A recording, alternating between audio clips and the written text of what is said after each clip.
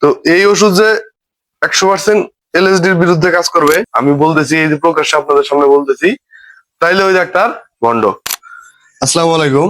আজকে কথা বলবো গরু এবং বাছুরের খুব গুরুত্বপূর্ণ এবং মারাত্মক ভয়াবহ একটা রোগ নিয়ে, সেটা হচ্ছে এলএসডি। তো ভিডিওটা দেওয়ার একটাই কারণ, সেটা হচ্ছে প্রান্তিক যারা খামারি আছে তারা যাতে একটু হলেও উপকৃত হয়।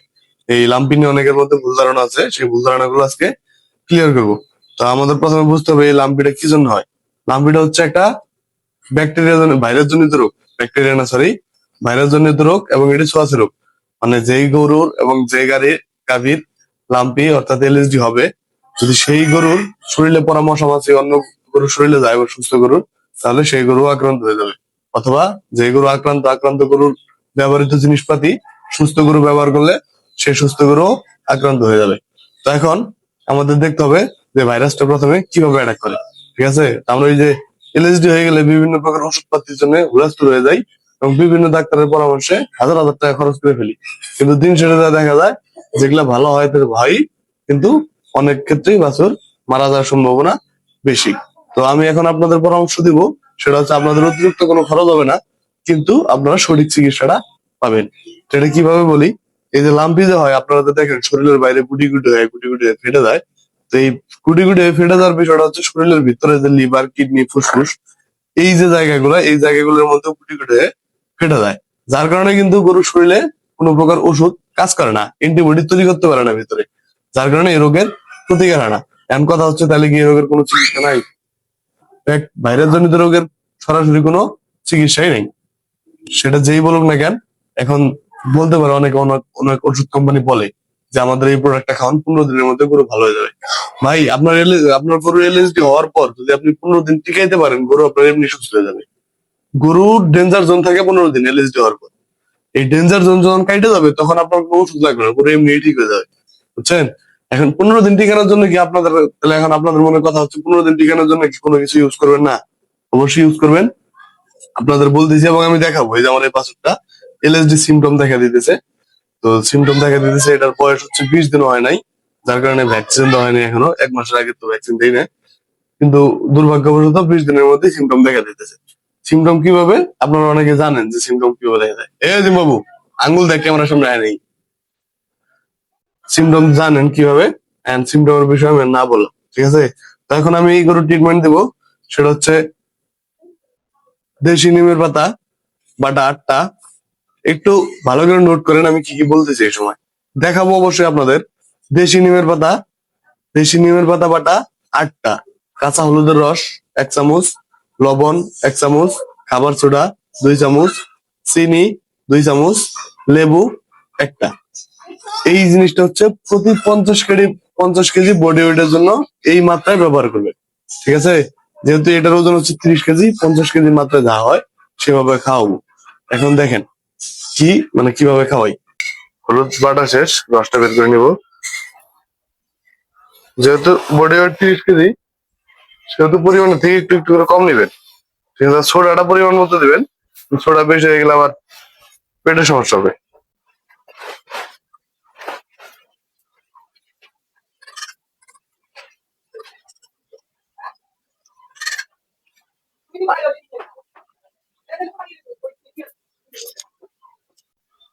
তো এই যে নিমের পাতা আর হলুদের রস নেওয়া শেষ, হচ্ছে লেবু কেটে নিচ্ছি।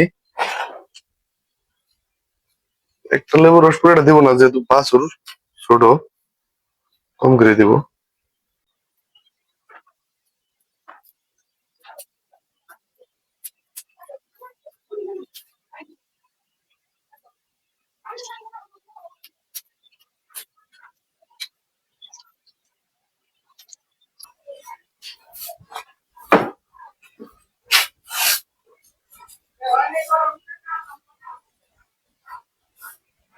লবণ 1 চামচ একটু কম নিয়েছি।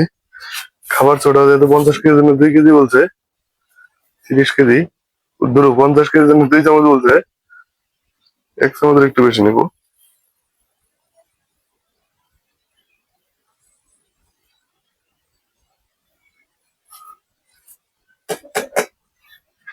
চিনি, চিনিটা ভালোভাবে মিশিয়ে নিব একবারে, যতক্ষণ না গলে যাবে ততক্ষণ পর্যন্ত। চিনি অথবা চিনির পরিবর্তে কিন্তু আপনারা গুঁড়ো নিতে পারেন, ঠিক আছে।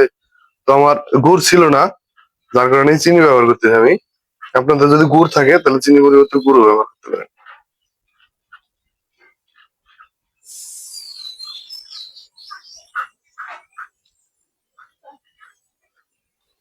তো এই ওষুধ যে 100% এলএসডির বিরুদ্ধে কাজ করবে এমনটা কিন্তু কখনোই না। মূলত এলএসডি যেহেতু সরাসরি ভাইরাস জনিত রোগ, আর সরাসরি ভাইরাস জনিত রোগের কোনো চিকিৎসা নেই। যদি কোনো ডাক্তার বলে যে আমার এই ওষুধ খেয়ে আপনার এলএসডি রোগ ভালো হবে, তাইলে ওই ডাক্তার ভণ্ড।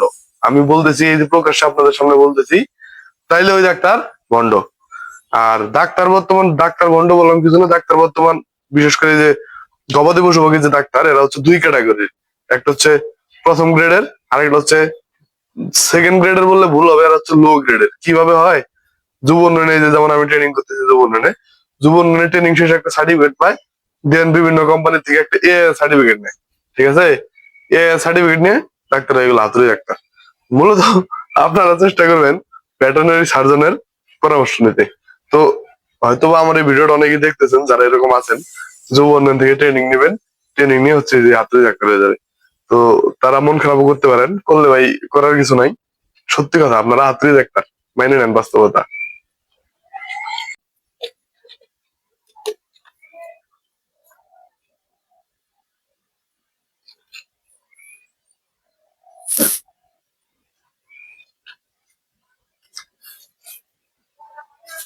তো এই তো বাকিটা বাস সেটা যেটা খেয়ে নেবে, কারণ হচ্ছে মিষ্টি মিষ্টি যেটা আছে খেয়ে নেবে, ঠিক আছে। তো এই ফর্মুলা যদি কাজ না করে, আপনাদের যদি কেউ বলে যে ভাই এই কোম্পানির ওষুধ খাওয়ান, এই কোম্পানির ওষুধ খাওয়ান, সরাসরি ভাই বলতেছি সে ভণ্ড। তার প্রথম কথা হচ্ছে সে বলবে এই ওষুধ খাওয়াইলে 15 দিন পর বাছুর ঠিক হয়ে যাবে। আমি আপনাদের বলি, আপনাদের কোনো ওষুধ লাগবে না। আপনাদের গরু অথবা বাছুর যদি এলএসডি হওয়ার পর 15 দিন টিকা থাকে, আপনার একটা টাকা ওষুধে খরচ করা লাগবে না, আপনার গরু এমনি ভালো হয়ে যাবে, ঠিক আছে। যদি আমার এই কথা কেউ বিট করতে পারে, আমি প্রকাশ্য ভিডিওর মধ্যে বলতেছি, তাইলে আমি মেনে নিবো যে আমি কিছু জানি না, না জানি আপনাদের ভুল ইনফরমেশন দিতেছি।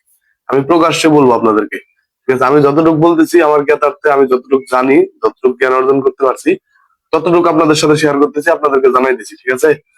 তো এই হচ্ছে অবস্থা। যদি দেখেন যে জ্বর আছে, তাহলে হচ্ছে নাপা খাওয়াবেন। আর ব্যথা তো অবশ্যই থাকবে, যখন খুব গুরুতর হয়ে যাবে তখন ব্যথার ওষুধ দিবেন।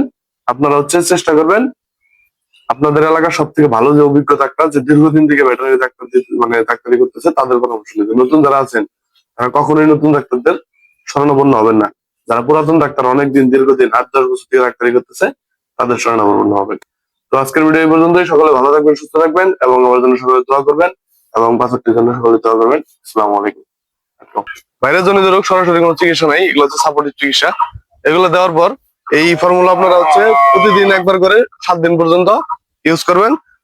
বাকিটা আল্লাহর উপর, আল্লাহ ভরসা, ঠিক আছে। তো কালকে অনেকে হচ্ছে একটা ভিডিওতে কমেন্ট করছিলেন যে ভাই গরু কই।